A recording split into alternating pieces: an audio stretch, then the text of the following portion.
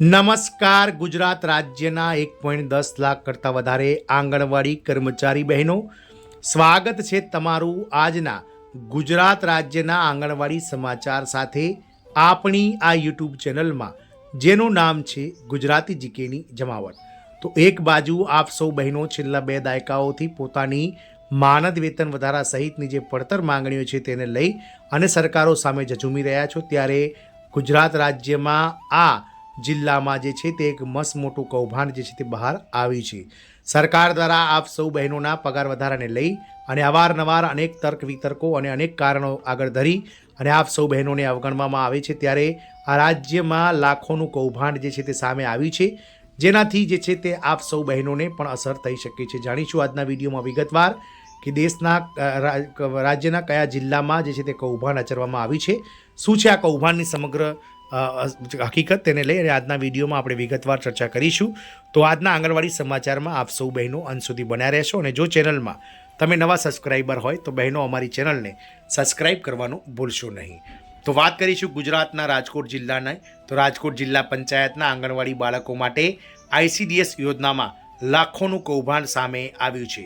તો લાખોનું આ કૌભાંડ જે છે તે ચીકી કૌભાંડ તરીકે ઓળખાય છે. આંગણવાડીના બાળકો માટેની ICDS યોજનામાં ચીકીનું કૌભાંડ થયાનો આક્ષેપ છે. તો રાજકોટ જિલ્લા પંચાયતના આંગણવાડી બાળકો માટેની ICDS યોજનામાં લાખોનું ચીકી કૌભાંડ થયા હોવાનો આક્ષેપો ઉપલેટાના જાગૃત નાગરિકે કર્યા છે.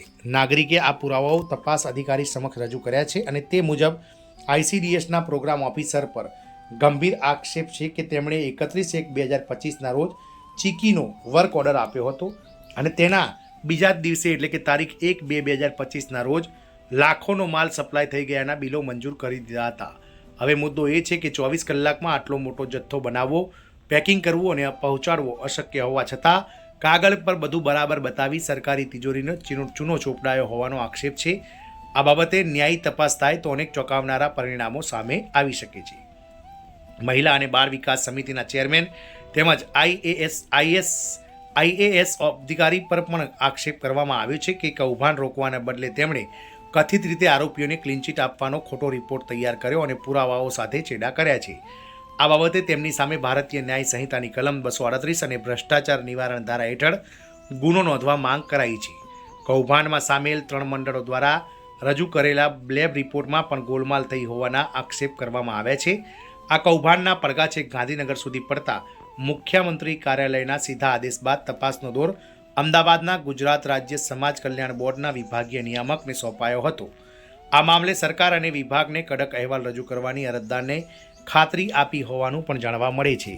આમ બાળકોને જે ચીકી કહી શકાય કે જે ચીકી નાસ્તામાં આપવામાં આવતી હતી, તે ચીકી માટે જે છે તે રાજકોટના કહી શકાય કે જિલ્લા પંચાયતના જે પ્રોગ્રામ ઓફિસર છે ICDSના, તેમણે 31/1/2025ના રોજ ચીકીનો વર્ક ઓર્ડર આપ્યો હતો, એટલે કે મોટા જથ્થામાં અને મોટા પ્રમાણમાં વિપુલ પ્રમાણમાં ચીકી બનાવવા માટેનો ઓર્ડર જે તે કંપનીને આપ્યો હતો. તો જે તે સંસ્થા દ્વારા ચીકી જે છે તે બનાવવામાં સમય લાગતો હોવા છતાં પણ 1/2/2025ના રોજ બિલ આપી દેવામાં આવ્યું હતું, અને આ બિલો પણ બારોબાર પ્રોગ્રામ ઓફિસર્સ અને કર્મચારીઓની મિલીભગતના કારણે પાસ થઈ ગયા હતા. જ્યારે હકીકતમાં આવડો મોટો જથ્થો અને આ વર્ક ઓર્ડર મળ્યા બાદ તાત્કાલિક જે છે તે તૈયાર કરવો, પેકિંગ કરવો અને જે તે આંગણવાડી કેન્દ્રો સુધી પહોંચાડવો એક દિવસમાં શક્યતા ન હોવા છતાં પણ આ અધિકારીઓ સરકારની બીક રાખ્યા વગર જે છે તે ચીકી કૌભાંડ આચર્યું હતું. જોવાનું એ રહેશે કે એક જાગૃત નાગરિકે કરેલી જે કહી શકાય ફરિયાદ બાદ હવે જે અમદાવાદ જિલ્લાના જે રીતે ન્યાય અધિકારી જે ગુજરાત રાજ્ય સમાજ કલ્યાણ બોર્ડના નિયામક વિભાગીય નિયામકને જે નાયબ નિયામકને જે કહી શકાય સત્તા સોંપવામાં આવી છે, જે કેસનો દોર આગળ તેઓ લઈ રહ્યા છે, તેમાં શું થાય છે અને આ કર્મચારીઓ પર શું એક્શન લેવાય છે તો સમય જ બતાવશે. પરંતુ એક બાજુ આપશું આંગણવાડી બહેનોના પગાર વધારાને લઈ અને સરકાર કહી શકાય કે આંખ આડા કાન કરી રહી છે, પરંતુ આવા લાખોના કૌભાંડો જ્યારે અધિકારીઓ આચરતા હોય તો સરકારને ત્યારે આ લાખો રૂપિયા જે કૌભાંડમાં જાય છે તેનાથી કોઈ તકલીફ કેમ થતી નથી. જય હિન્દ, અસ્તુ.